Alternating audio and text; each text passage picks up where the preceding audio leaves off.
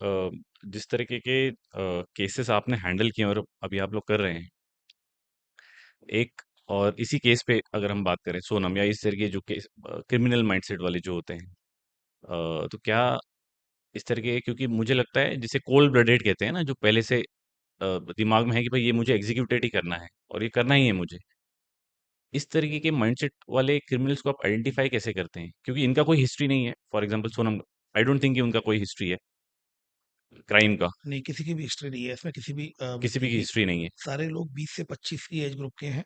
हाँ, सोनम की ही एज 24-25 है, बाकी हाँ, सभी की एज 20-21, 20-21 इस तरह से है। हाँ, मतलब मेरे ख्याल से तो वो एज हो गई जिसमें आम तौर पे नॉर्मली आदमी ग्रेजुएट होता है या ग्रेजुएट होके 1-2 साल का हम्म, जॉब हिस्ट्री होगी किसी की। बिल्कुल। और इस तरीके का सीरियस क्राइम करना, तो देखो मैं इनको आपको, आप आइडेंटिफाई कैसे करते हैं? देखिए सबसे पहले तो आपको अब अपना नजरिया चेंज करना होगा चीजों को देखने का।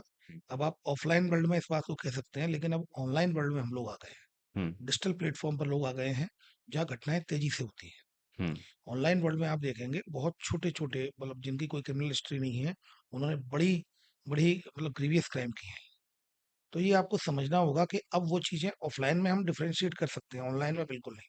आपको पता भी नहीं है कि आपका बच्चा कमरे में बैठा हुआ चिंटू मोबाइल वर्ल्ड में है, डिजिटल वर्ल्ड में है, वो कुछ भी सर्फ करता जा रहा है।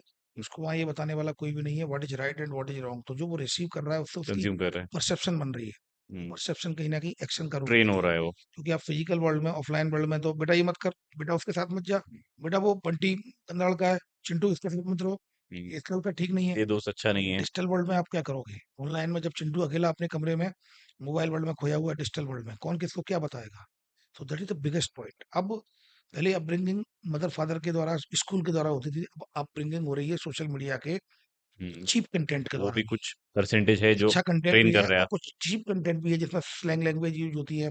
आजकल आप बच्चों को देखेंगे कि रील्स की वजह से आप कितनी अच्छी स्कूल में उनका एडमिशन करा दें, कितनी अच्छी सोसाइटी में दे दें, लेकिन बच्चे जो रील्स, जो फर्जी टाइप की जो स्लैंग लैंग्वेज यूज लैंग्वेज की है, जाती है, चीप लैंग्वेज यूज की जिसपे जाती है, सेंसर वो, तो है ही नहीं हाँ, कुछ। वो लैंग्वेज यूज करने लगे हैं छोटे से बच्चे। है साला, क्या करता है, इस टाइप के जो बनती है ना। हुँ, और इनमें सबसे ज्यादा व्यू मिलते हैं। गालियाँ देने लगे हैं। हम तो आम तौर पे जस्ट देखते हैं। Because of that, hmm, social media की वजह से। आपकी सोसाइटी बहुत अच्छी है, आप फैमिली में बिल्कुल डिसिप्लिन मेंटेन कर रहे हैं, बहुत अच्छा स्कूल है, वहाँ पे डिसिप्लिन मेंटेन है, हुँ, पर सोशल मीडिया क्या करोगे? वो तो ऐसे कर रहा है ना, वो तो खाना भी नहीं खाता जब तक आप मोबाइल नहीं दोगे।